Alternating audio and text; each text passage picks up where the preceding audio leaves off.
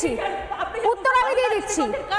কোর্টে যেতে হচ্ছে কারণ প্রতি মুহূর্তে টোপ না হয় কোপ না হয় হিংসা না হয় তোষণ, টোপ কোপ হিংসা তোষণ, এই চার স্তম্ভ আমরা বলি না গণতন্ত্রের চতুর্থ স্তম্ভ, এখানে এখানে তৃণমূল সরকারের চার স্তম্ভ, টোপ কোপ হিংসা তোষণ। কেন প্রয়োজনীয়তা পড়ছে তার আগে ছোট্ট দুখানা ছবি দেখাবো, একটা ছবি দেখাবো, মুখ এবং মুখোশ, এই দুখানা বক্তব্য শুনে আসছি কাজী মাসুম আক্তারের কাছে। কেন এই টোপ কোপ তোষণ আর হিংসার প্রয়োজনীয়তা পড়ছে তৃণমূল কংগ্রেসের? এত উন্নয়ন, এত শ্রী, এত সাথী, এত ভান্ডার হয়ে যাওয়ার পরও দেখুন কি হয়নি। তীর্থস্থানগুলো দেখুন, দক্ষিণেশ্বর দেখুন, কালীঘাটের মন্দির দেখুন হচ্ছে, তারাপীঠ হয়েছে, কঙ্কালীতলা হয়েছে, লোকনাথ মন্দির হয়েছে, অনুকূল চন্দ্রের মন্দিরের জন্য আমরা 5 একর জমি বিনা পয়সায় দিয়েছি, ওঙ্কারনাথ মিশনের জন্য আমরা 3.5 কোটি টাকা দিয়ে গেট করে দিয়েছি, আমরা তারকেশ্বর করে দিয়েছি, আমরা জলপেশ মন্দির করে দিয়েছি, শিব মন্দির, আমরা মদনমোহন মন্দির করে দিয়েছি, আমরা শিবযজ্ঞ মন্দির করে দিয়েছি, আমরা তারকনাথ থেকে শুরু করে ফুরফুরা শরীফে যান, গিয়ে দেখে আসুন কত কাজ আমরা করে দিয়েছি। আগে কিন্তু কেউ এই কাজ করতো না। আমাদের পরিবার পরিজন যারা এই কাজ করে তাদের বলবেন ভোটটা যেন দিয়ে যায়, তা নাহলে তাদের নামগুলো কেটে দেবে। পরে বলবে মাছের মাথাটা দেখছেন তো, ওটা হচ্ছে ক্যাপ, আর লেজাটা হচ্ছে এনআরসি, আর মধ্যখানে পেটিটা হচ্ছে ইউনিফর্ম সিভিল কোড। একটা ভোটও যেন অন্য কোনো দলে না যায় তৃণমূল কংগ্রেস ছাড়া। সাগরে আগে কাজী মাসুম আক্তার বারবার দু নৌকায় পা দিয়ে চলার চেষ্টা এবং তার সঙ্গে আলটিমেটলি যেটা করা সেটা হচ্ছে নিজস্ব ভোট ব্যাংককে সিকিউর রাখার চেষ্টা। সত্যি কি সেই জন্য আজকে এই পরিস্থিতি হচ্ছে, ভোটের আগে আগুন জ্বালাতে হচ্ছে? আমার মাননীয়ার জন্য বড় দুঃখ হয়, আমার মাননীয়ার জন্য বড় দুঃখ, জানেন, মনে বড় ব্যথা। এত মন্দির করে দিয়েছেন তবু হিন্দু ভোটগুলোকে কার্তিক মহারাজকে গালি দিয়ে সব এক দিয়ে করে দিলেন। হায় রে, বড় ব্যথা। ওই দিকে ছিল দৃষ্টি, তারপর হঠাৎ করে দৃষ্টিকে পরিবর্তন করার প্রয়োজন পড়লো, তখন হয়ে গেল রেড। হিরণের বাড়িতে রেড, শুভেন্দুর বাড়িতে রেড, আর ইস্কনের মন্দিরে রেড। রেড করে কিচ্ছু পেলেন না, আবার দৃষ্টিকোণ ঘোরাতে হবে। তখন ওখান থেকে আবার একটা ব্যর্থতা, ওবিসি সার্টিফিকেট 5 লক্ষ বাতিল। ওই ওবিসি 5 লক্ষ বাতিল, ওটা মুসলমানদের সার্টিফিকেট ছিল। আর একটা ব্যর্থতা, আর এক জায়গায় তাহলে দৃষ্টিকোণ ঘোরাতে হবে। ওখান থেকে তাহলে নন্দীগ্রাম হত্যাকাণ্ড, নন্দীগ্রাম দিকে বেড়ে দৃষ্টিকোণ ঘুরে যাবে, মিডিয়া আলোচনা ঘুরে যাবে। নন্দীগ্রামের মায়ের মৃত্যু, নন্দীগ্রামের মা মরল, তারপর হাজার তো আছে। মানিক শাহ এখানে এসছে কেন? সে মুখ্যমন্ত্রী, আমরা ত্রিপুরায় গিয়েছিলাম, আমরা ওখানে জোটে পাটে কিছু করতে চাইছিলাম, শূন্য হয়ে ফিরে এসেছি। রাগ তো মানিক শাহের উপর হবে। এবার মানিক শাহ যদি ত্রিপুরায় গিয়ে কিছু করতে পারার কথা। আমার বক্তব্য, মাননীয় কি বলেছেন, বদলা নেব। কিভাবে নেব একটু বলতে দিন প্লিজ। বদলা নেব বলেছিলেন মাননীয়, কিভাবে নেব, কেমন করে নেব তারপরে বুঝবেন। মাননীয় বলেছিলেন নন্দীগ্রামে গিয়ে। আর অভিষেক বলেছিলেন পরিণতি খুব খারাপ হবে। সেই বাত্য বসুর কথা মনে পড়ে, তিনি বলেছিলেন আমি চাকরি করে দেবো, কিভাবে দেবো, কখন দেবো, কাকে দেবো ওটা বলবো না। হায় রে, নন্দীগ্রামে মা মরেছে, মাননীয়া ওই কর্মী তৃণমূলের ছিল, মাকে মরতে হলো, ওটা বাংলার মা। মায়ের মৃত্যু, মাথা থেতলে গেল, আবার হিংসা, আবার হত্যাকাণ্ড। এই মৃত্যুর মধ্যে আপনি কি পান? আপনি মৃত্যুর মধ্যে কি মজা পান, কি আনন্দ পান? মানুষের মৃত্যু স্পষ্ট যে আসলে কেন এই আগুন জ্বালাতে হচ্ছে, কেন পুলিশকে নিয়ন্ত্রণ করতে হচ্ছে। Thank you so much. আমার সময় একদম নেই, সময় একদম নেই। প্রত্যেককে ধন্যবাদ জানিয়ে একটা বিরতি নেব। তবে তার আগে আমার একটাই প্রশ্ন যে মাত্র 2টো রাত বাকি আছে, মাত্র 2 দিন বাদে নির্বাচন রয়েছে। তার আগে সত্যি সত্যি এই অশান্ত পরিস্থিতি এবং এই চূড়ান্ত অসৌজন্যের রাজনীতি, যেখানে অন্য রাজ্য থেকে অন্য রাজ্যের মুখ্যমন্ত্রী এসেও তাকে রাস্তায় নেমে বাধার সম্মুখীন হতে হলো, আদপে সত্যি কোনো ভালো বার্তা যায় কি?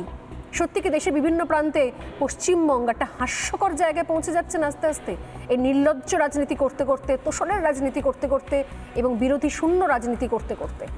ভাববেন কারণ প্রতি মুহূর্তে টোপ না হয় কোপ না হয় হিংসা না হয় তোষণ, টোপ কোপ হিংসা তোষণ, এই চার স্তম্ভ আমরা বলি না গণতন্ত্রের চতুর্থ স্তম্ভ, এখানে তৃণমূল সরকারের 4 স্তম্ভ, টোপ কোপ হিংসা তোষণ কেন প্রয়োজনীয়তা পড়ছে তার আগে ছোট্ট দুখানা ছবি দেখাবো, একটা ছবি দেখাবো। মুখ এবং মুখোশ, এই দুখানা বক্তব্য শুনে আসছি কাজী মাসুম আক্তারের কাছে। কেন এই কোপ তোষণ আর হিংসার প্রয়োজনীয়তা পড়ছে তৃণমূল কংগ্রেসের? এত উন্নয়ন, এত শ্রী, এত সাথী, এত ভান্ডার হয়ে যাওয়ার পরও দেখুন কি হয়নি।